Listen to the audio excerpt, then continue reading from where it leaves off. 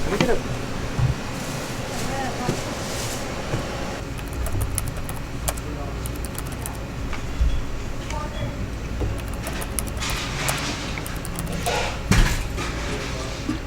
Alright, so you guys are my passenger princess, as it's been so far in this YouTube shiz. So we are on our way to the gym. Today is a back day, so I'm about to show you guys how it was that I've brought up my back, and it's still honestly a work in progress. It's not where I want it to be just yet, but after 2 years I think it's enough time to like I need to step on stage. I'll be going over like the best exercise that I think have helped me bring up my back. I'll be going over like the techniques and things like that, but I'm gonna start off by saying that the most important thing, the most consistent thing that I've been doing to get my back up has been that muffin. You know, like that's how much I've been eating them. But it's great. I think it works for me. It might work for most people. The one thing is just women. Sometimes a whole muffin is a lot.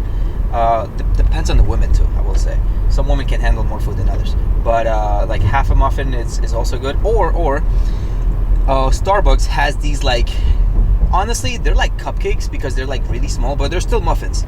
And you can give that one a shot. Carbs are usually a pretty good source of fuel, and the fats kind of help slow down the digestion of it, so you have more sustained levels of energy during your workout, so you're not like crashing. I'm not the biggest fan of like just straight carbs pre-workout, because that's a really big spike, and with every spike there is always a drop, you know. So when it comes to like my training in general, I try to keep it simple. I try to take 1 day off. So for me right now, the current split is 2 days on, 1 day off. So strictly every 48 hours I take a rest day.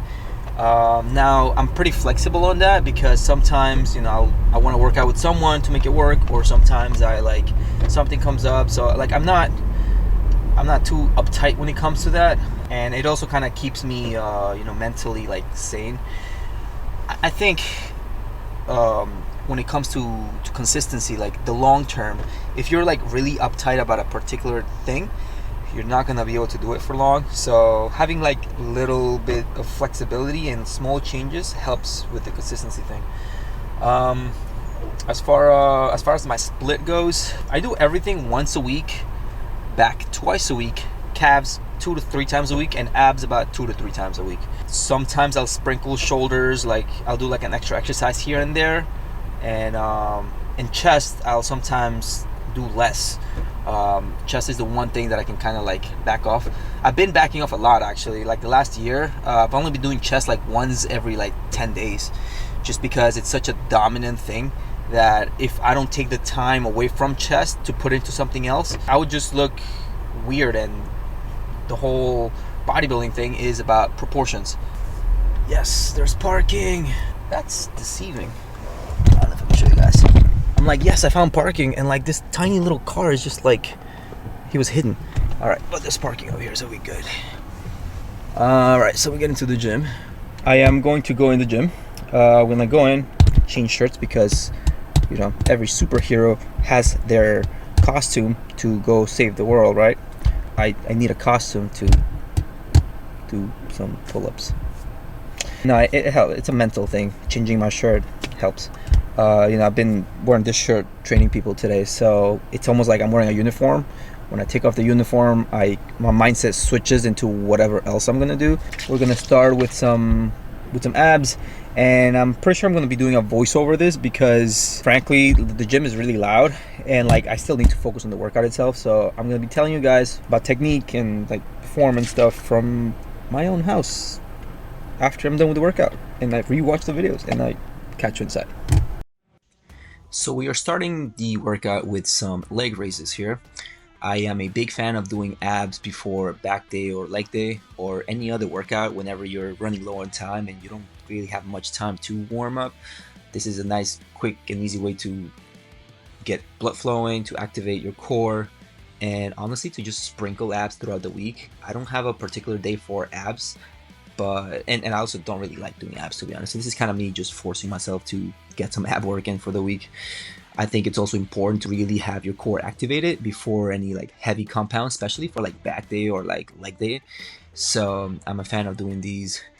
What I'm thinking about here as far as form wise is I'm not just lifting my knees upwards, I'm thinking about rotating my hips. So like almost like you're trying to show your butt to someone in front of you. When you do that, that's when you fully activate your abs. If you're not doing that, you'll just be training the upper part of your legs. So just keep that in mind whenever you're doing any sort of leg raises. This right here, pull-ups, has been something huge for my back.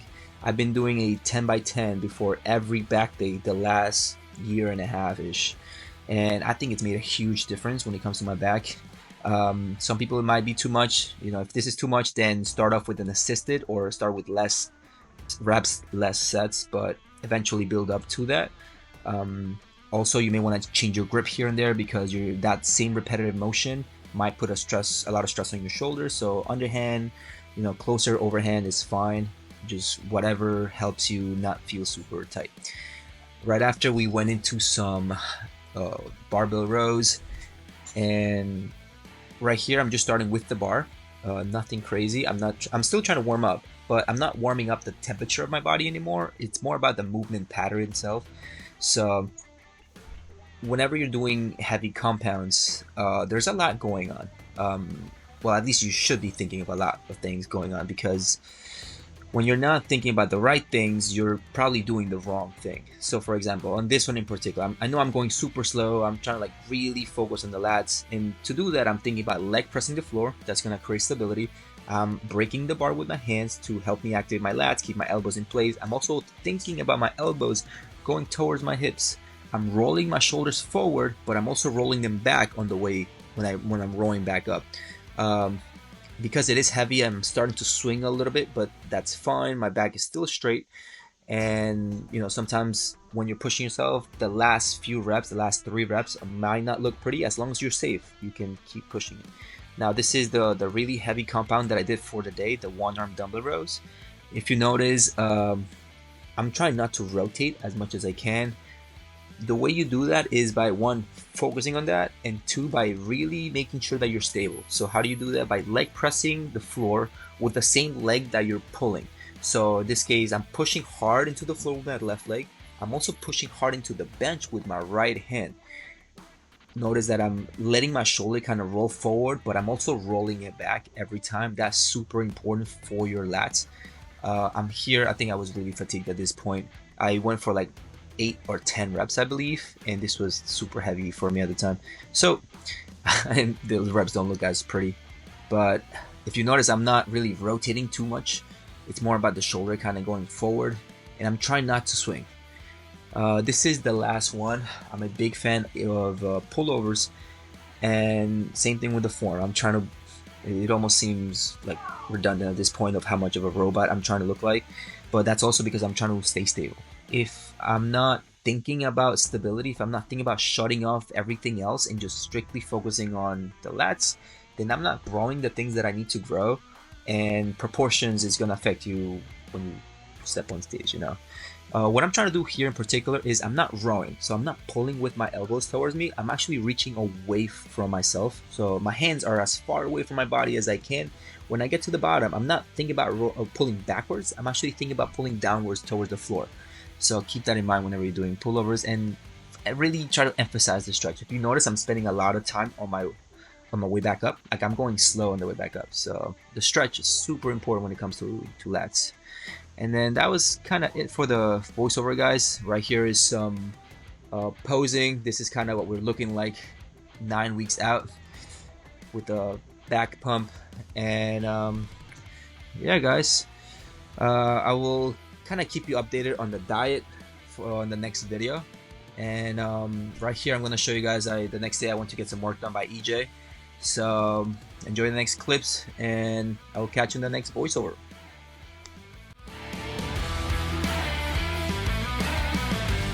So we got our little energy drink because just in case I don't fall asleep. We got some music We got the directions, and we have to go see EJ now. It's a little bit of a trip, honestly, from Queens all the way to Newark, but all worth it because he fixes my shit and he gets me to be a normal human again. All right. I got royalty inside my DNA. You're gonna make me right until we are tired.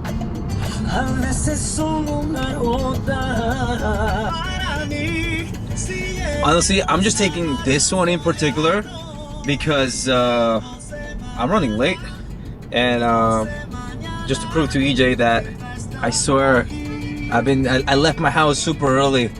This thing said arrival time was like 11:18 or something like that, and it's just like super slow. So I swear, bro, I left on time. Plus, I'm also in Jersey, and if I'm not paying attention and I miss one exit, that means 2 tolls and 20 minutes into my ETA. So can't do that. We are in Jersey because we are going to visit EJ. He is hopefully going to fix my shit and let me, keep doing my thing and keep working out so I can keep breaking myself and can make gains and we can get to the Olympia. All right, I think we're good. That's a good aim, I think. So yeah, I usually see EJ leading into a show more often than throughout the year because I'm less calories. I'm pushing harder. I'm it's just more busy during a prep, to be honest. So the hell? It's telling to make a U-turn. I swear I did not make a wrong turn. Okay, sorry. I just saw that and I'm pretty sure I didn't make a wrong turn. Anyways, so we are going to see EJ because one, I just like to see him in general, just one, to prevent any injuries, and two, to because I have been feeling certain things that I know are getting tighter and tighter, and I can only do so much through stretching, and I can only do so much through strengthening the right things. I think deep tissue is super important if you are any sort of athlete, because you're doing the same repetitive motion over and over again. So in this case, my shoulder has been a little stiff. My knees are starting, I can tell they're starting to feel something. So that's just my cue to, I need to go see EJ and get my shit fixed, or not fixed, but I need a tune-up, like an oil change, so I can keep going. That's kind of how I see it. So I highly recommend EJ in particular. I personally think he's the best. He's a bit of a drive if you're in New York. He's in Newark, but I think he's worth every penny, and I think he's worth the drive. He's worked with a bunch of people. I'm pretty sure I made a video about him already, but I'm gonna make another one because I'm showing you guys what I do, and the massage and the massage therapy is part of what I do.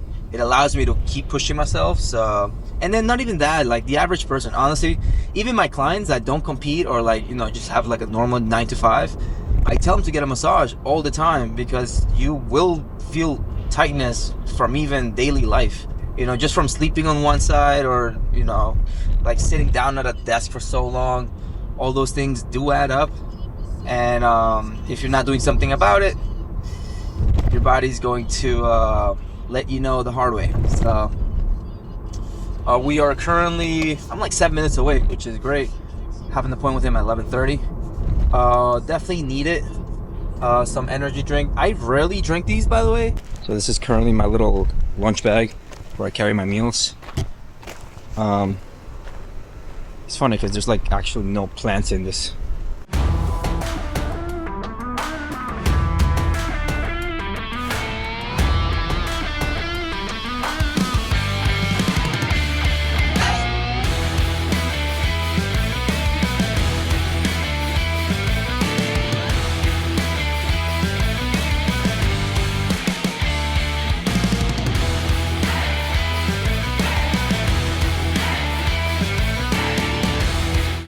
So this is the aftermath of this guy just killing me. Oh shit, he looks good. Yeah. Well, he don't look like this anymore. Bro, I feel so much lighter after that. Like, I feel like I can actually actually hit my post. 'Cause before, like, I did it back yesterday, and like doing this, I could just feel the like restriction that I had just like in my shoulder. Yeah. So thank you, man. My quads, bro. God damn, that was painful. All right, man. So I'll see you in like a week. Yes, sir. All right, bro. Man. Great seeing you, man. You too, man. I appreciate it, man. Let me know if anything. Send me more memes. All right. You know. All right, bro. So we just got done with EJ. About to head home now, but I just need to eat because I'm freaking starving. We got one of the meals right now is actually it's still one of the meals that I showed you guys last time is chicken with rice and avocado. I just put some veggies in this one. I put some squash because I ran out of my regular veggies and I had some squash left, so I just substituted that. Then leading up to a show, it's like even extra important because as your calories come down, as your body fat comes down, you're just more vulnerable to injuries. And it's not like we can lower the intensity from the workouts. We can lower the weight and things like that, but the intensity needs to be high. And whenever you're pushing your limits, you're always in that like boundary. So like this is injury, this is failure. You always gotta be like there, because you always want to push yourself a little bit more than last time. You want to give your body a reason to grow. So you're always in that fine line. And getting work done is super important. So if you guys are in the New York area, Jersey area, go hit him up, make an appointment, schedule through his website. And yeah, man, he's great. He's a really cool dude, really nice guy in general. So I freaking love that dude. You see about the angel numbers? I wasn't kidding. It's like just see them all the time. All right, time to get some chicken in me, and I need to drive home because I need to eat more. I need to shower, man. I did cardio right after the session with him actually, and we had to do a quick 45 minutes. He's also cutting, so it was nice to have a little workout buddy or cardio buddy. Pause.